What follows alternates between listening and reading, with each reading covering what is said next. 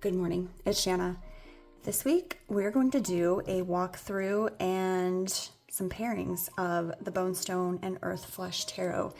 This was sent to me for review from Llewellyn, and I could not be more excited because it's the Bonestone and Earthflesh. The indie version, if I remember correctly, was out of print before I even sort of came to tarot, or it was just on its way out of print. I don't know. So I never even had the opportunity to get it. So let's just get into it because I have not even opened the box yet. I will say it's very strongly, the ink scent is very strong. I can smell that immediately. That's kind of different. That's a different smell than I'm used to for a new deck. It's strong. I don't think it's something that won't, I think it'll air itself out, but yeah, that's something. This is in Llewellyn's new, smaller box. We've got a little spot glossing here on the cards. And it looks to me like the same as the Hedge Witch. It looks, I mean, I don't know. It looks like this is one solid piece, like ish, the bottom at least, to where the cards aren't going to slip through. So that's better than some of their older designs. So I'm going to pop this paper band off, and then we're going to take a quick look through the guidebook. Here are the backs, but I wanted to look through the guidebook first. In watching walkthroughs, and I kind of actually flipped a few on just the last couple of weeks to remind myself like what it is people talk about in these things, because I don't want to leave things out that feel important and relevant. So we're gonna zoom in just a little. Okay, so let's dig in. So right off the bat, the cover page is beautiful. The paper's a little thin, which, is fine. They've got to fit this big chunky book in that box. I mean, that's a thick deck, So zero issue there. It feels a little bit kind of like magazine paper. And then you've got kind of like a vintage wash on these pages here of the title page or table of contents, excuse me. Let's see, dedication, and then it looks like we've got a quote here. Forward, the preface, and then let's see. Looks like we've got like a little incantation here. In the beginning, there was a library of leaves. This looks like a quote, or excuse me, like a forward kind of thing. I'm not sure if this is like, I assume, written by Avalon. The deck is Bonestone. The book is called Earthflesh. Okay. Interesting. So it says the book mirrors the Terra-centric theme that envelops the world of Bonestone. Its pages are filled with the alchemy of each card, including their unique narratives, upright meanings, and reversed meanings. Let it be said that this is a 79 card deck because an extra card is included to add an extra touch of magic. The Bruja, who represents the witch, the seer, the wild creative force that is the natural world. Thus, she embodies the essence of the wild card. The Bruja is an exquisite rogue. You are sure to be taken with her energy. Then we've got astrological correspondence with the signs. We have the planets, how to use this information, which is helpful for someone like me who knows nothing really about astrology. And then we've got tarot and numerology. Let's see, clarifying numerological correspondences, other useful tools. Looks like they talk about using incense to cleanse.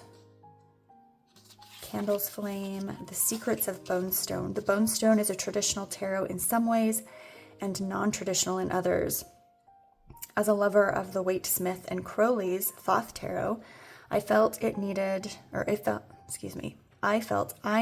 to weave some of these iconic decks' carefully constructed legacies into the alchemical process of creating the Bonestone and Earthflesh Tarot. That is a mouthful. So it talks about building a relationship, be still with the deck, frame it, journaling, pathwork, what you need to pathwork, the process of pathworking, a bonestone ritual. It tells you you should connect or, you know, establish a connection with the deck. And we've got, I guess, kind of like a recipe, if you will, for loose smoke cleanse. And then the looking glass, a selection of meaningful tarot spreads. So we've got spread 1 card, a 3 card, a soul's loving embrace. I'll just kind of flip through here. Feel free to pause as needed. And then the conclusion of that section, and it goes right into the major. So we've got the name. So I'm not sure. I might dig into what these words are, what that indicates or symbolizes for the deck. But, you know, it is labeled the Fool, and then it looks like maybe a little affirmation type thing or an invitation. And then in a reading, and then reversed, and the narrative. Okay, Junko is the eternal living spirit, the very expression of life at its purest and most vulnerable. So, question answered. Thank you. Goes into that a little bit. So it looks like you've got 3 pages, I guess 4 pages really for each card, at least the majors.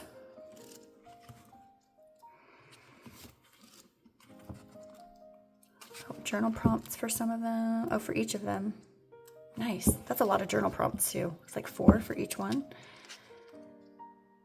Okay, so Queen of Swords, we've got 1, 2, 3, 4 plus your journal prompt. So yeah, that's quite a bit of information. And you know, the pages are full of text. It's not just, you know, it's not all taken up with just the image. So that's nice.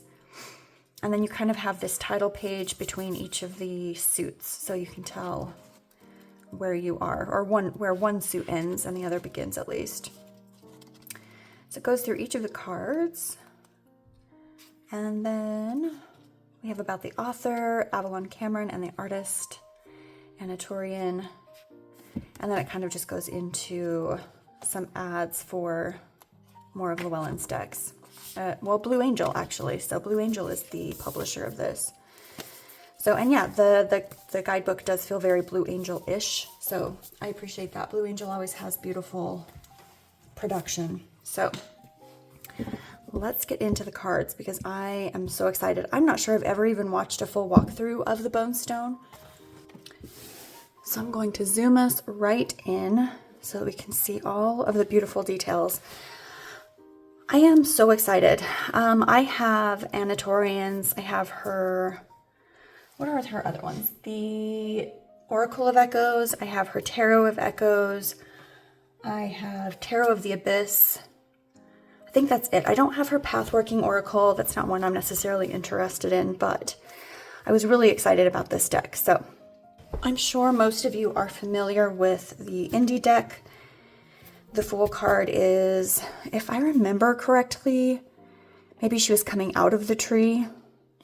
I don't remember. I'll try to put an image on the screen because that's such a beautiful, captivating, thought-provoking Fool. And so I know everyone was really excited that Ana Tourian decided to, you know, keep with that tradition with that Fool while, you know, giving us something new and different and maintaining that indie deck vibe. So we've got a couple little fairies here up in the trees, which I think is so cute. Got the spider here.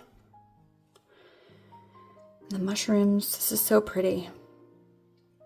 I mean, this is the epitome of the Fool, right? Like there's this unknown universe and the desire to step into it, whether or not we know why or where it takes us. Just the desire and the willingness to do that. So we have the gray one, the Magician. I love the bookshelves behind him. Oh, we've got a bird on his shoulder. I didn't notice that. Beautiful. And the skull. He's lovely. Looks like maybe this is a phoenix potentially, or at least some kind of bird with wings. Maybe a dragon. I'm sure the guidebook would probably go into it more.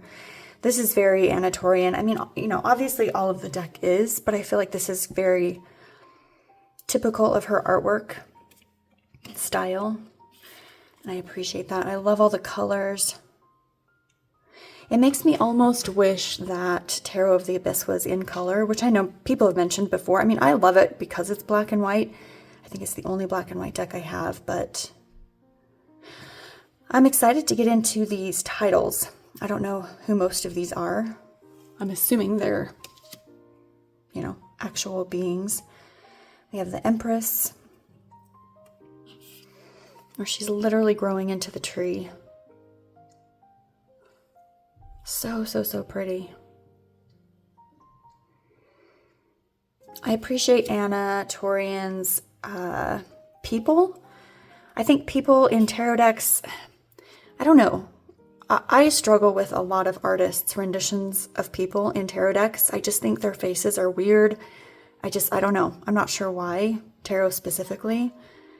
But I've very much enjoyed Ana's people. I think they're emotive and just drawn well.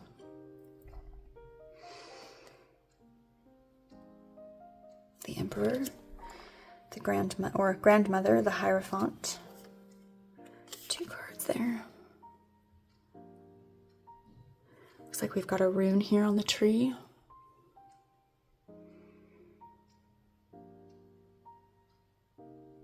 An owl. Sky and Earth, the Lovers.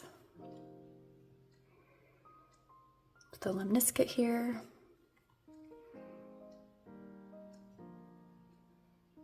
So pretty. I hope the guidebook goes into what some of these flowers are. I think that would be a lovely touch.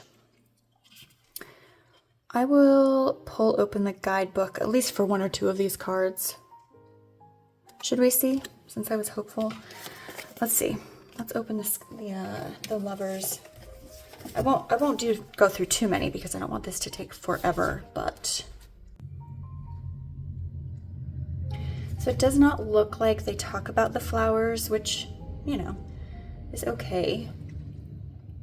I do wish it had, at least to have given the option, you know, to work more with that or not. That's okay. We do get the astrology for each card, which, you know, I kind of touched on earlier, the numerology, and then our journal prompts.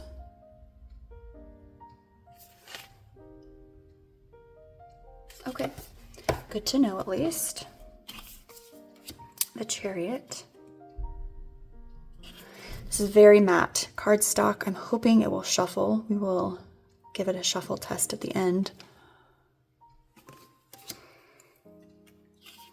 I wonder how you pronounce that. Adya for strength.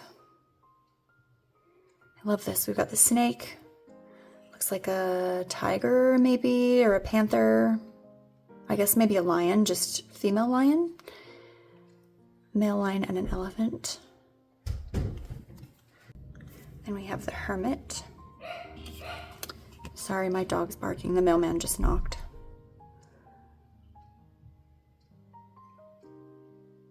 I love all these figures behind her.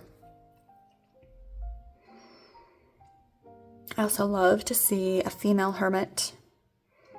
I think we get that a lot more now in more modern decks, but it's still kind of a treat. We've got the Wheel of Fortune with the Weavers.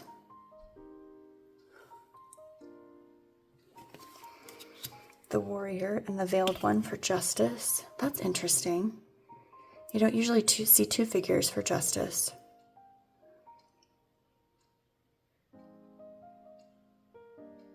I like that. I wonder who the Veiled One is supposed to be. I love her artwork. It's just so detailed without being busy. Beautiful. Odin, the Allfather, the Hanged Man.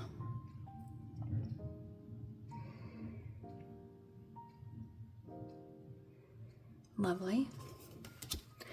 The Fallen Warrior, Death. Again, this very classic Ana Tourian, in my opinion, artwork.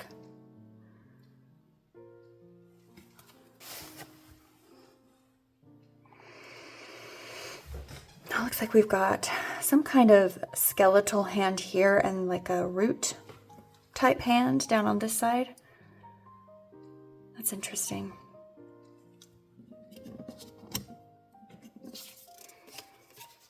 The devil.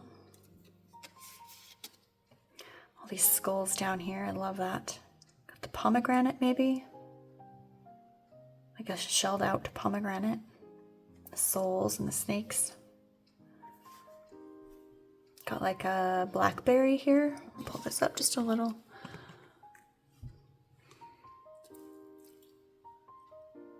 A sword, maybe money. It's a beautiful devil. The mighty oak for the tower.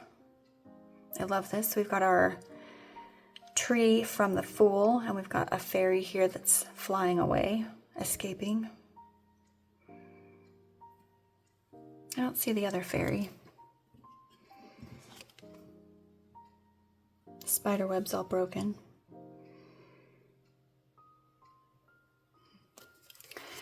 Two eagles for the star. That's really beautiful. He's got the eagle coming out of his chest. Looks to me like maybe he's breaking free from chains. Beautiful image. Kale, the moon. Is this Kale coming out of her hair? I don't know. I don't know who Kale is, but I love her. Sorry, I shouldn't be picking up the cards, but I just want to look at them closer. The wild solar dance for the sun. I love this. Maypole. It's a gorgeous sun. I feel like if a sun is done well in a deck, the whole deck is just going to be, it'll be good, right? I love these swirls. Judgment, she who is unnamed. This is beautiful. Higher calling. It's almost like maybe she's Morgan Le Fay, like she's come out of the lake, but they're at a crossroads. I don't know who all these characters are, but she's beautiful. The Oak Guardian with the world. And we've got the Fool coming out the other side. We've got a lot more fae here, more of these mushrooms, kind of like a little pathway. And we have the Bruja, or the Witch, or the Seer. And this was the extra card in the deck. Let's take a peek at what it says about her. So go ahead and pause. I won't read, because I know sometimes that gets irritating.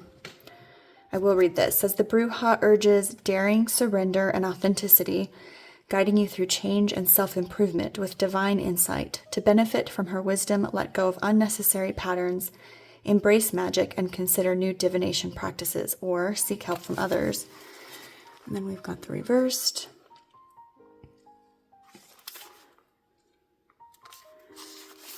And the narrative. Sorry, hopefully that's all in focus there. Beautiful, love that. And then we have the Ace of Swords with the quill.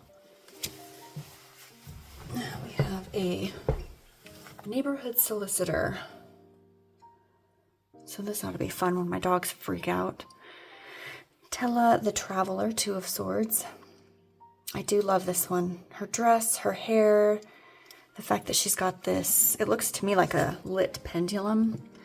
The baby on her back, we've got the crow here.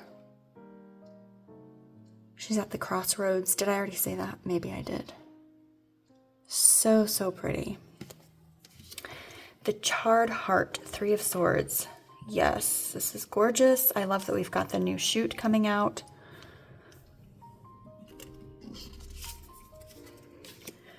Battle-worn warrior, Four of Swords.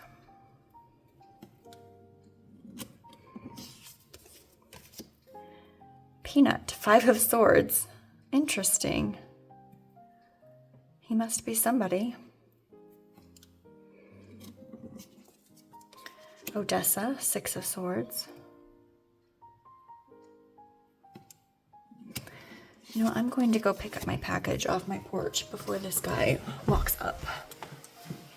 All right, Shadow Emissary, 7 of Swords. Sorry, I'm out of breath. I had to go downstairs and back up again. Bell, 8 of Swords.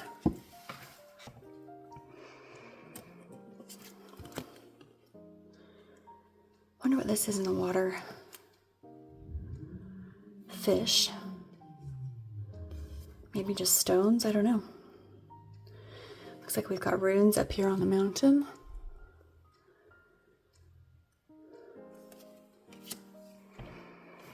The Beast, 9 of Swords.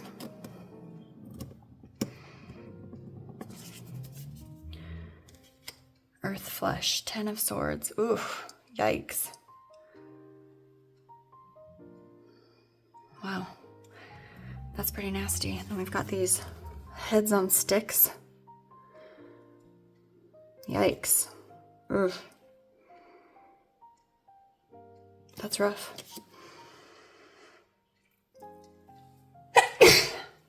Excuse me. Young Merlin the Apprentice with the Page of Swords.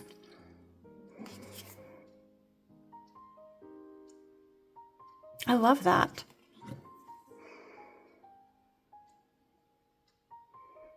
It's beautiful. Athena, Knight of Swords. The Morrigan, Queen of Swords.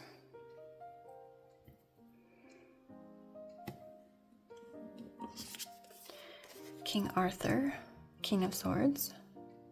Do you see what I'm saying about her faces? They just feel... they feel right. I don't really... I've mentioned it before. I'm not, you know, much of an art person. I don't know anything really about art. But I just feel like in a lot of decks, like the people are just done poorly. I don't know. And they're not with Anna's art. I enjoy her people. So we have the Super Blood Moon Eclipse, Ace of Cups. That's interesting. All that potential, the awakening, the blessings. That's an interesting take or rendition of this card. I like that a lot. Super Blood Moon. Let's take a quick peek. It says the Ace of Cups suggests a new romantic connection is about to be made, affections declared, or intentions set, resulting in a heart bursting with joy, a cup runneth over flavor, so to speak. It's time to open your heart to the overpowering of love and joy into your life. An unexpected blessing awaits you. Interesting. Oh, I like this. It says this card also signifies the creative and life-giving power of the womb. Interesting, wow. Honor your imagination. Witches, druids, and mystics of the world gather by the water's edge in an act of ritual to listen.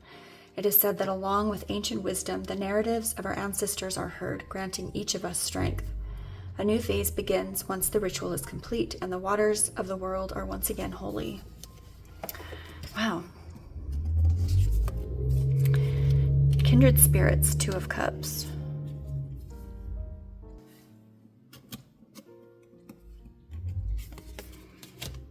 Cauldron Sisters, 3 of Cups.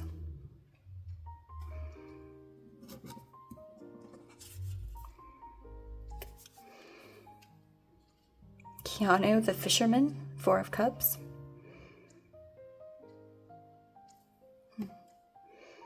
He's just laying back in the boat and the fish are literally just jumping in.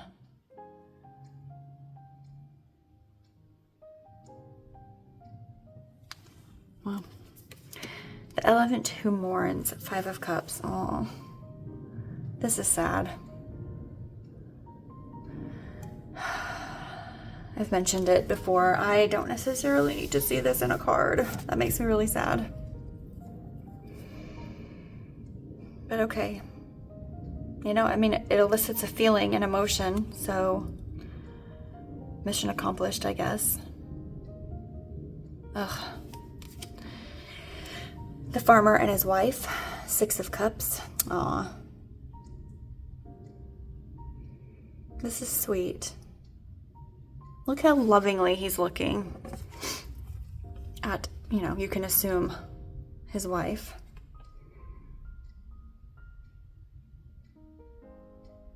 I adore that. The charlatan, 7 of Cups. Wow. Interesting. He has all his wares. Morgana, 8 of Cups.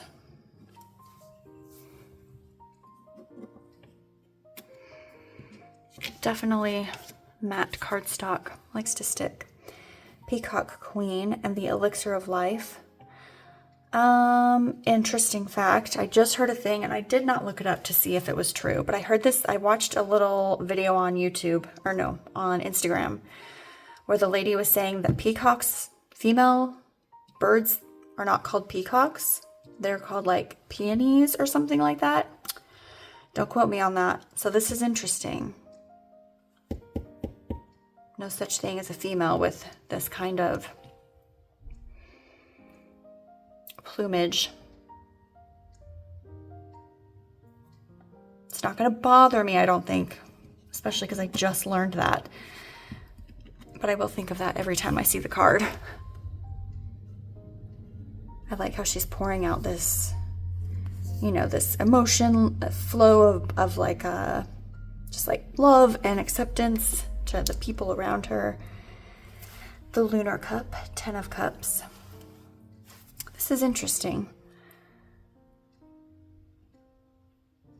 This isn't really how I imagine the 10 of Cups, necessarily. This is more ace-ish to me. Be interesting to see what the guidebook says. I won't pull it out. Kuan Yin, Page of Cups.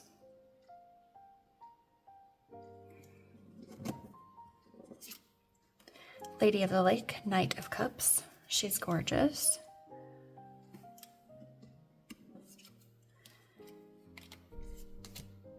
I don't know how to pronounce her name. Yamanha? Yamanha? I don't know. Queen of Cups. Yamaya? Is that her name? I feel like maybe I've heard the name before. I just didn't know that's how you spelled it. Regardless, she's beautiful. Oh, you know what? What was I looking at? 9 of Cups. Okay. The titles are kind of throwing me. So, Page, the Knight, the Queen. I think in my head I mixed up the 9 of Cups and the Queen. Just because it was like the Queen of Peacocks, right? I guess that kind of threw me. So, okay. Back on track. Poseidon, the King of Cups. I love him. I love the way Ana Tourian depicts her older characters. The Serpent Fire, Ace of Wands. Flame Bud, 2 of Wands.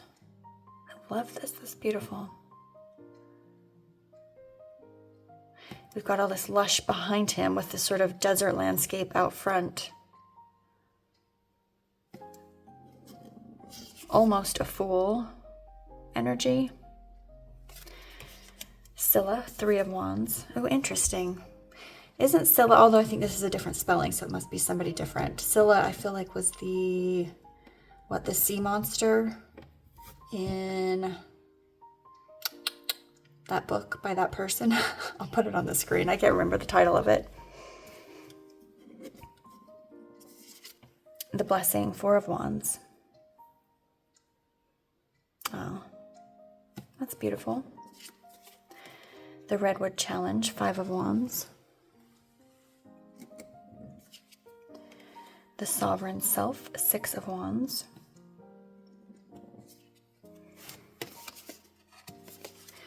The Blade Witch, 7 of Wands. Ooh, it's like The Witcher. Probably not related at all, but that's what it makes me think of. Wild Horse, 8 of Wands. I do like this depiction, that's nice. Nice little change of pace. The Green Woman, 9 of Wands.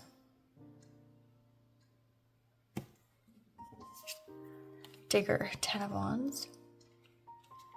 Interesting. Why are we dragging this body? Are we saving them? I mean, I assume so. I wonder who Digger is. Eonsa, Page of Wands. I don't know this name. She's beautiful. Look at her crown. Is this like a pet snake? I don't know.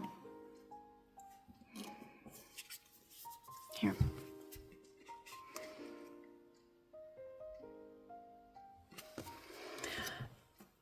Let's see, Hephaestus, Knight of Wands.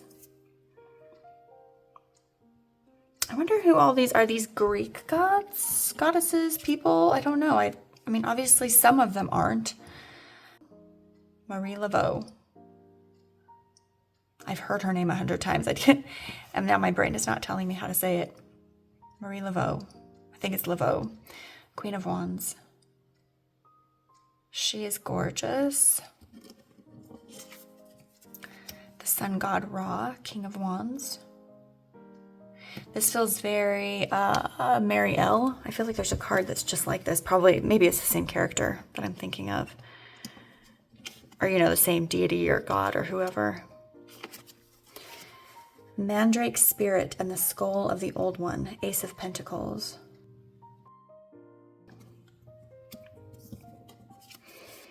The Rainbow Spider, 2 of Pentacles. Yikes. Gorgeous, love it. Don't love spiders, but that's fine. We'll just move on. Sacred Stone, 3 of Pentacles. The Lady of Jewels, 4 of Pentacles. Interesting. This is sometimes how I feel with all my tarot decks. Like, I've just squirreled away all these decks and I'm inside watching the world go by. Not literally, like, you know, but thankfully it's not that case. But this does kind of make me laugh, just a little bit. Storm Swept Family, 5 of Pentacles. Wow. Anna's got a couple other cards in other decks that are very evocative of the same kind of like moment in time or situation that people find themselves in for various reasons, right? Like, anyway, I think it's done very well, is my point.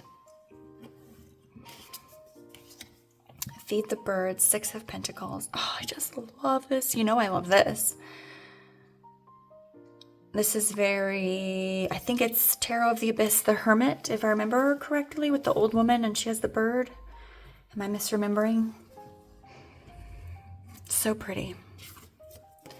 Oakley, 7 of Pentacles. We're out mushroom hunting. Very nice. The Sacred Smith, 8 of Pentacles. The Lady of Flowers, 9 of Pentacles. Sorry, we're getting a little sticky here at the end of the deck. Community, 10 of Pentacles.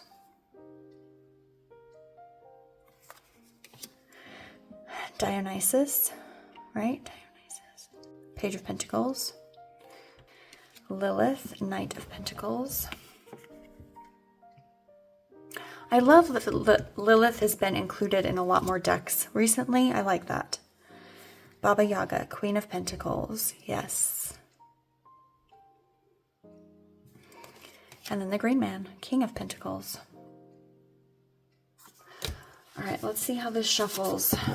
Moment of Truth. It's pretty thick. Okay. Yeah. It'll need a little bit of breaking in, but it's not bad. It's definitely not, I mean, it's Blue Angel, right? It's not Llewellyn, technically. I don't know how that works. Like, I don't know all the ins and outs of the publishing, how they share their names or whatever, but despite the fact that it's come from Llewellyn, did I do that? I wonder if that's from my ring. Who knows? We're just here to shuffle. I'm trying to think if this reminds me of any other. I mean, it's very matte, but it doesn't, there's no sticking when you shuffle. We'll do an overhand here shortly.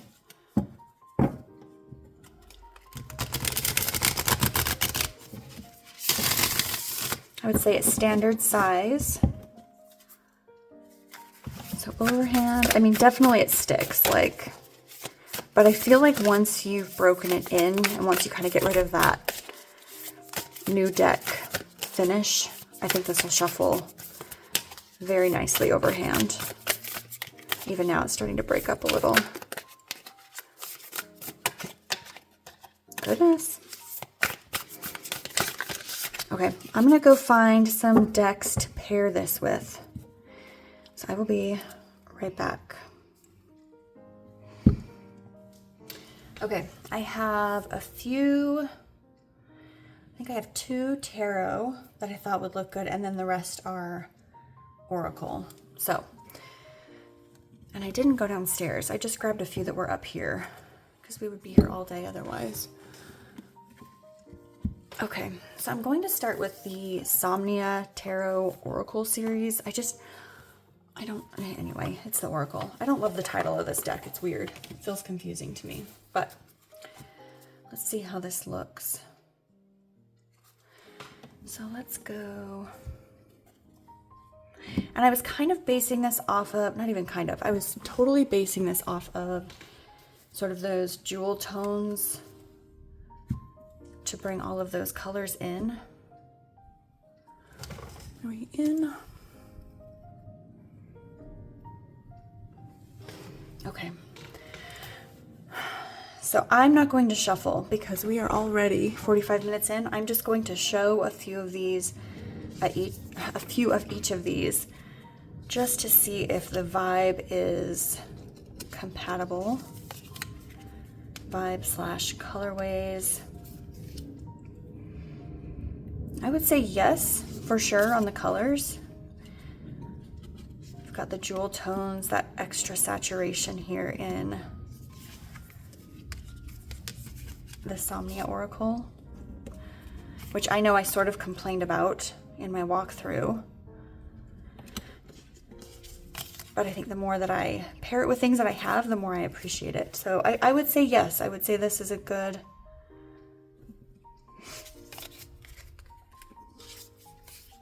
I like the vibe of the two of them, and I like the, obvious stark difference of art style. I do like this a lot, actually. Okay, one more. Okay, so I would say the Somnia is a hit to at least give a shot, try reading with. All right, next I have the spiritcarrieroracle. Again, I'm not going to shuffle. I just want to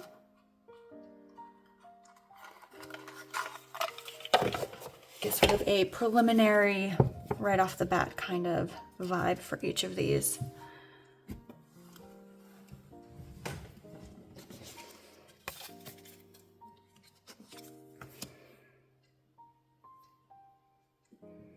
I know there were runes in at least some of the cards that I saw, immediately. I'm assuming there are probably more runes in more of the cards that I just didn't see. I would say that, yeah, I really like this. And actually, now that I'm seeing this, I think this deck would look really good with Tarot of the Abyss as well. Maybe even better. I think this one would work. We've got these pops of color. And I think that the spirit carrier with this can kind of carry Bonestone more into that winter, the winter season, winter months. kind of leans cooler that way. So yeah, I would say this is a yes.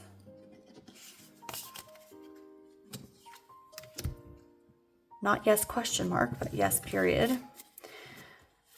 Okay. Where did I write there? Spirit carrier. All right, next is Outgrow Yourself, which, if you're not familiar, is a tarot/oracle. Can be used either way, and it is thought-based.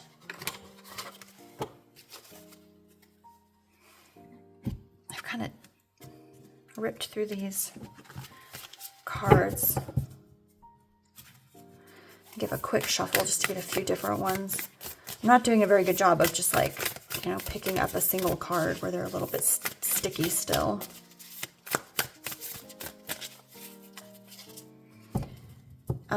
I will say right off the bat, I'm not getting the feeling from Outgrow Yourself that it really wants to be paired with this. Though this is interesting. I'll try to pick up just one card. I think it could work. Color-wise, energy-wise, has potential. But for me personally, I would not pair Outgrow Yourself with this. I don't really pair Outgrow Yourself, period. Not really sure why I picked it up, to be honest. Other than it was right here and I thought the colors might look good together. All right, let's try the Treewhisperoracle. This is the fall. It's not called the fall version, but it's the fall version in my head. I think the summer version, Secret Garden, I think that's what it's called, would probably also look good, if not better than this one, but that deck is downstairs.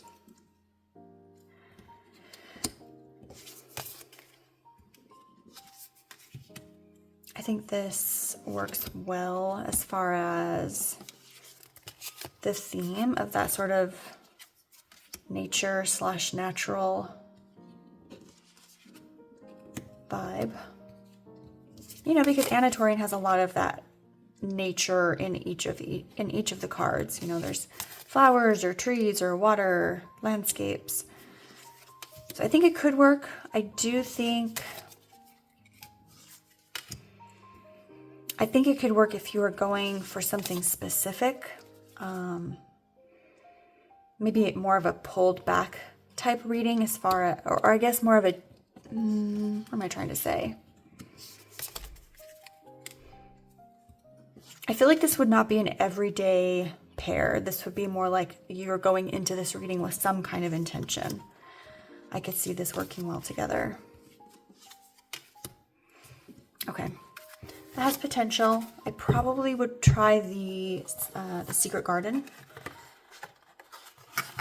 to see how that worked. I know I already said that. You're like, I know, you already said that. All right, next I'm going to try it with the Tyldwick. Again, just kind of basing it off of the colors. I feel like Anna's artwork might be a little too much to go with this, because the Tyldwick is very quiet to me. It sort of has its own whisper quality, where I don't think Anna's decks are like that. I think it could work aesthetically.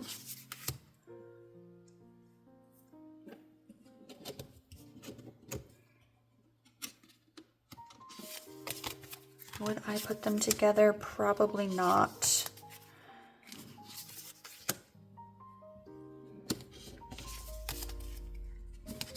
Yeah, they're, you know, they're two different fonts. Not feeling that one either. All right, let's pair an obvious one. Let's go with the Tarot of Echoes, also by Ana Tourian. This is the 2nd edition.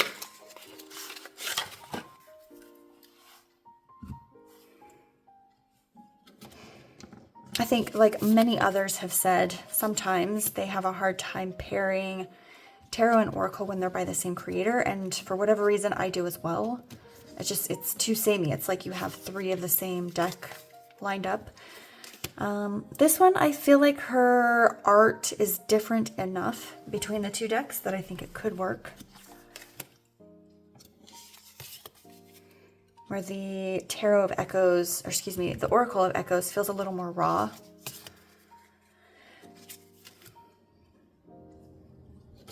Yeah, obviously, I'm assuming it's earlier artwork. I think I could get behind this one. It feels different enough, while maintaining the same kind of energy, right? Because it is the same artist. So yeah, I would say that's a positive one, which is good because I don't pair this. I don't use it often. I don't really have other things to pair it with. So that'll be interesting to see how they work together.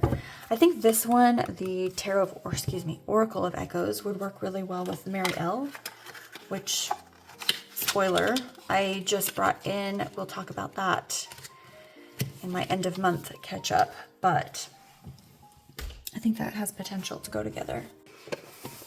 All right, next I have Southern Botanicoracle. I don't know, pulling this out, I was like, color-wise, maybe. I also really like this deck, this oracle. Okay, so we've got 9 of Cups with the Rose and the Tower. Again, without shuffling. Artwork, I would say it could work. Color-wise, I say it works. I do like where Bonestone doesn't mention, at least not on that one card, it doesn't mention, you know, the flowers that are in the card. So to be able to bring in, you know, flowers through the oracle is nice.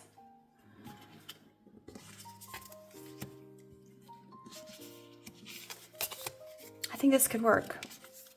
I will say I'm feeling a little resistant to the pairing just because this one goes so well with my herb crafters. So I'm not sure that I would necessarily, but I think it could for you. Not for me. Just because I think it's a bonded pair. I think this one is very much the herb crafters deck. So lastly, I have the oldwaysmagickoracle. I thought, you know, just kind of that the artwork feels similar-ish with the swirly patterns and etc. All right, we are almost down to the bottom of the tarot. So I will try to only pick one card from each. I do like the white. I think that sort of helps distinguish the tarot from the oracle, which I like.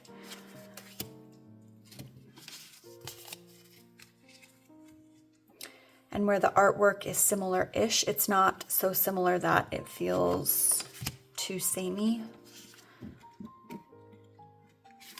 Sorry, I'm genuinely struggling to pick up these tarot cards. I do like this one, actually. I think I actually like this more than I like the Oracle of Echoes. I like that the colors coordinate. And I like the theming of it. Again, where we have the runes in some of the some of the tarot cards. I like that sort of, at least to me, feels like it flows, like it speaks well together. That's beautiful.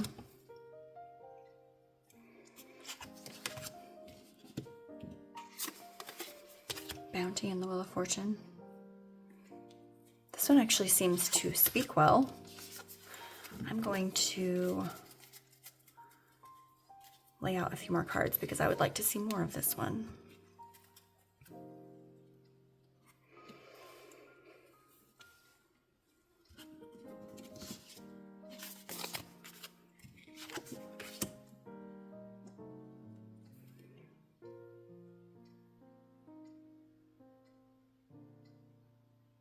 Interesting. Interesting dichotomy happening here between, you know, what the card is. Oh, the Fool, Leap of Faith, and Page of Swords. That's interesting. I do like this one a lot. I feel like it's talking more easily than some of the other pairs, despite, you know, the other pairs looking as good, but I think this one is speaking well. Four of Pentacles, the Lovers, and Four of Wands. Where we've got the two fours here and sort of these two trunks leaning into each. We get the, you know, the two legs here. It just feels very balanced. Ace of Cups, the Depths, and Five of Cups. We're just going to move right along. Queen of Wands, Tribe, and the Magician. I like this a lot. I will likely be keeping these two out to use them together. King of Swords, Offerings, and Nine of Swords.